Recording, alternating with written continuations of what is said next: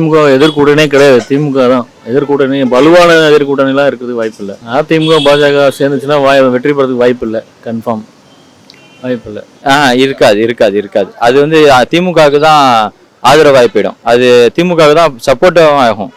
அதாவது இங்கே இருக்கிறவங்க நிறைய பேர் வந்து எப்படியும் வந்து பெரும்பான்மை மக்கள் வந்து திமுகவுக்கு தான் ஆதரவு தெரிவிப்பாங்க. இப்போ இவங்க இதுவே வந்து அதிமுகவும் திமுகவும் தனியாக பாஜக தனியாக இருந்ததுன்னா திமுகவுக்கும் அதிமுகவுக்கும் போட்டி ஏற்படும். அதனால அப்படி வேணா அந்த போட்டியில் வேணா அவங்களுக்கு கொஞ்சம் டஃப்பாக இருக்குமே தவிர இவங்க ஜாயிண்ட் ஆகிட்டாங்கன்னா ரொம்ப ஈஸியாக போயிடும் திமுகவுக்கு. ஜெயிக்கிற கன்ஃபார்மாக ஜெயிப்பாங்க. நான் அதிமுக தான், நான் ஓட்டு போட மாட்டேன். அதிமுக இப்போ பிள்ளைவனால பிடிக்கல. கூட்டணி சேர்ந்தா கூட வரக்கூடிய 2026 திமுக அமோக வெற்றி பெறும். இதெல்லாம் ஆல்ரெடி ட்ரை பண்ணி தோத்துட்டாங்க. விஜயகாந்த் இருக்கும்போது விஜயகாந்த், ஜி.கே. வாசன், இன்னும் சொல்ல போனா திருமாவளவன், கரெக்டுங்களா, பிஜேபி எல்லாம் கூட்டணி இருந்து என்ன ரிசல்ட்னு உங்களுக்கு தெரிய வரும்.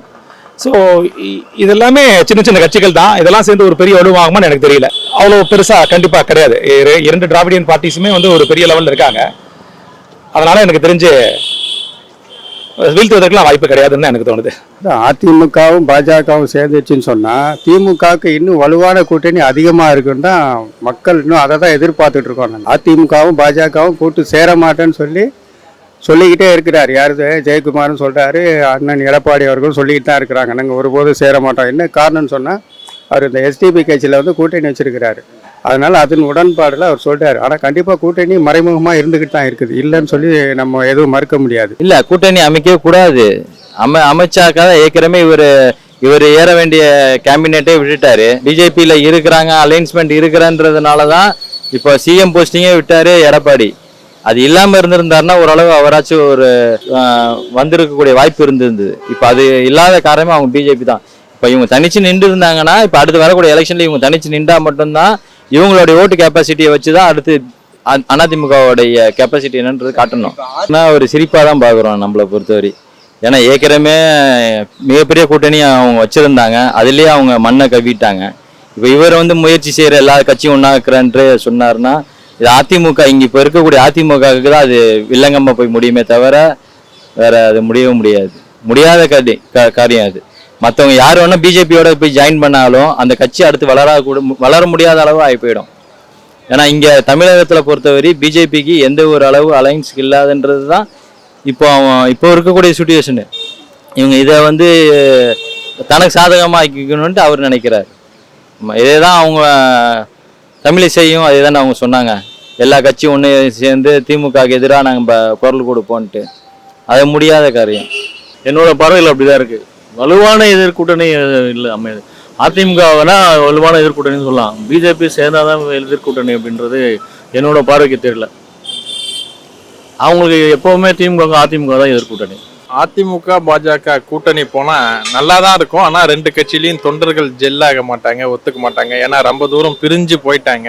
எடப்பாடி வந்து கூட்டணி விட்டு வெளியே வந்தா மைனாரிட்டிஸ் ஓட்டு போடுவாங்கன்ற நம்பிக்கையில வந்தாரு. ஆனா இந்த முறை அவர் தனியா நின்னாலுமே அவங்க போடுவாங்களான்றது சந்தேகம். ஏன்னா போன முறை அவர் தனியா நின்று எந்த மைனாரிட்டியும் அவருக்கு ஓட்டு போடல. அதனால பிஜேபி கூட வந்தா இருக்கிற கொஞ்சம் பிஜேபியோட ஓட்ஸ் ஆகுது அவருக்கு பிளஸ்ஸா இருக்கும். விஜய்க்கு யார் ரசிகரோ அவங்க ரசிக ஓட்டு தான். விஜய் ரசிகர்லேயே யார் திமுக கட்சி இருக்காங்களோ திமுக கட்சி தான் ஓட்டு போடுவாங்க. அது எந்த மாற்றமும் இல்லை. விஜய் படம் பார்க்குறவங்க, நான் 230 ரூபா குத்துநாட்டி விஜய் படம் பார்க்குறேன்னா விஜய் படம் தான் பார்ப்பேன்.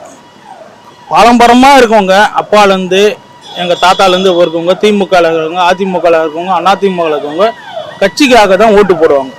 இது வந்து அரசியலில் வந்து சீக்கிரம் வந்து இப்போ கமலஹாசன் ஓப்பன் பண்ணார். அவர் என்ன ஆனார், நடுவுல போயிட்டாரு.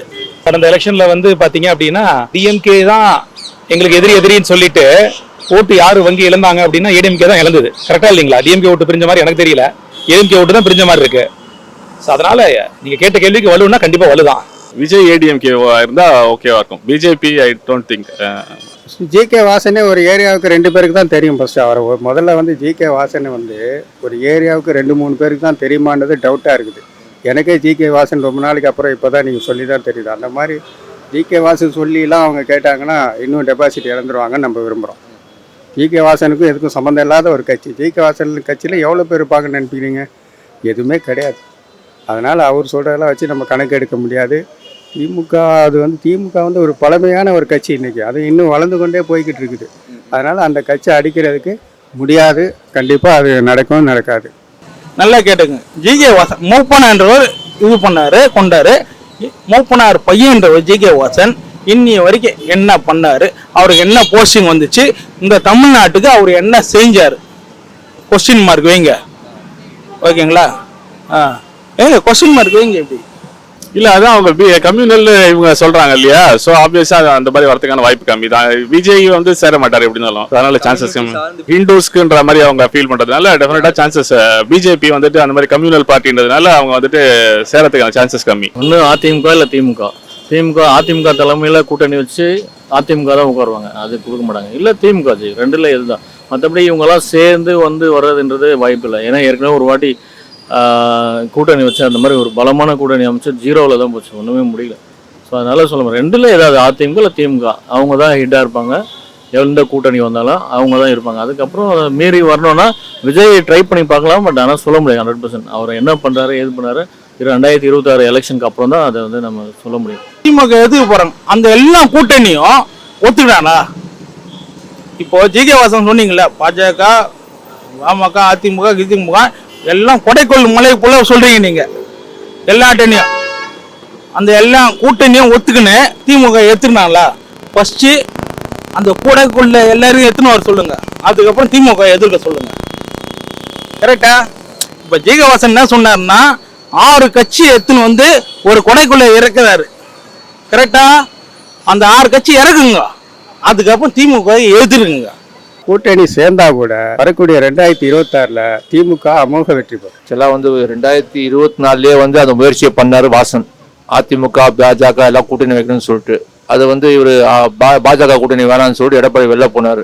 திரும்பவும் அதிமுக பாஜக கூட்டணி அமையுமானாக்கா அமையத்துக்கு சாத்தியம் இருக்குது. ஏன்னா எடப்பாடியே அன்றைக்கி பேசியிருந்தார், யார் ஒத்த கருத்தில் உள்ளவங்க யார் வேணால் வந்து கூட்டணிக்கு வரலான்னு சொல்லிட்டு.